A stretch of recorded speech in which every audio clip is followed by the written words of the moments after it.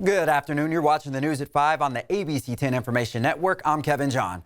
I want to get to some breaking news. Sacramento fire crews are at approximately 3:39 this afternoon. The suspect went through these doors right here with the note, put it down on the teller demanding cash. They have completely shut down the intersection here. I want to show you a look of what it looks like out here. I would say there's about 100 protesters. We do know there were 3 people shot, 2 females and 1 male. At this point, over 54,000 acres have burned. As you can see behind me, this is one of the more popular places that a lot of the Caltrans trucks have been coming today. We're right off 193, literally right in between some of the areas where the fire was burning. And it's best just to stay home, watch some football, drink some hot chocolate, and stay warm, because you don't want to be standing in all of this. The good news is at least the fog is cleared up. It is out of the way for now, but there is still some traffic congestion going on. This is a live look at downtown Sacramento right now, and I want to show you this. Good evening. Welcome to a special edition of Toyota Sports Extra here on ABC 10. I'm Kevin John. Thanks for hanging out with me. You know, the Kings remind me of that ex-girlfriend or boyfriend that you know is not good for you, but you keep on giving them a second chance in hopes that they'll change. And then when you do let them back in, well, they go on and break your heart again. AFC Championship game, Titans against the Chiefs. And you know, here's something you may not know. Anything you can do, Patrick Mahomes can probably do better.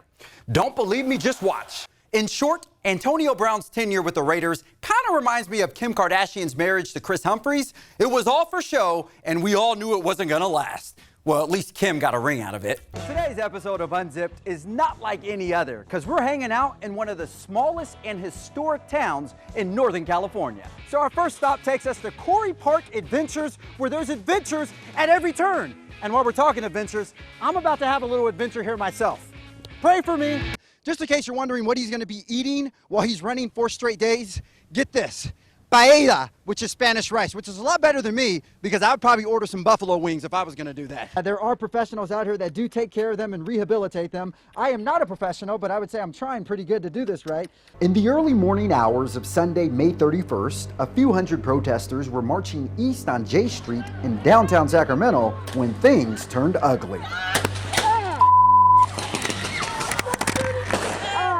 The person who was shot, Danny Garza, a member of the Sacramento chapter of the National Lawyers Guild, and you can still see the black eye that he has from the pepper ball that hit him. At some point, someone threw a water bottle or some object high above the police line.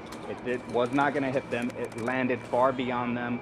An officer saw the water bottle, looked at me, lifted his rifle, aimed it at my head, and fired.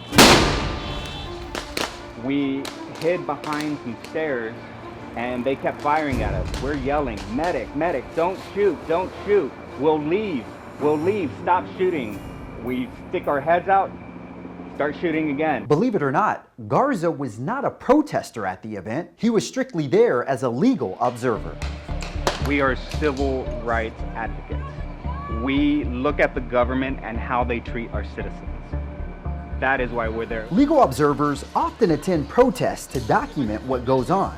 They are there to make sure that the police actions they witness are within the bounds of the law. Or in other words, they say they are there to hold the police accountable. They are also witnesses to protesters whose civil rights may have been violated. Garza claims that he shouldn't have been shot at because of the distinguishable attire he was wearing that night. This is the legal observer hat that I was wearing. This clearly marks me as a non-participant. They know who we are. Garza's partner, Elizabeth, is still shocked about what they experienced that night. I feel like if we didn't have this to show, to prove, people wouldn't believe us.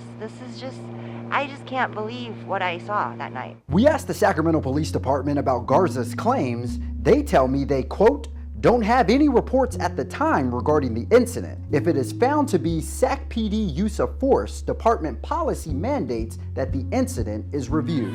They went on to tell me that they have forwarded the information to their internal affairs unit to investigate the allegations. Next up, Garza says he plans to file a civil rights lawsuit and a citizen's complaint to internal affairs. So as we end tonight, I thank you guys all for watching. My heart goes out to Kobe's family, and I'm doing this for Kobe Bryant. Good night, y'all.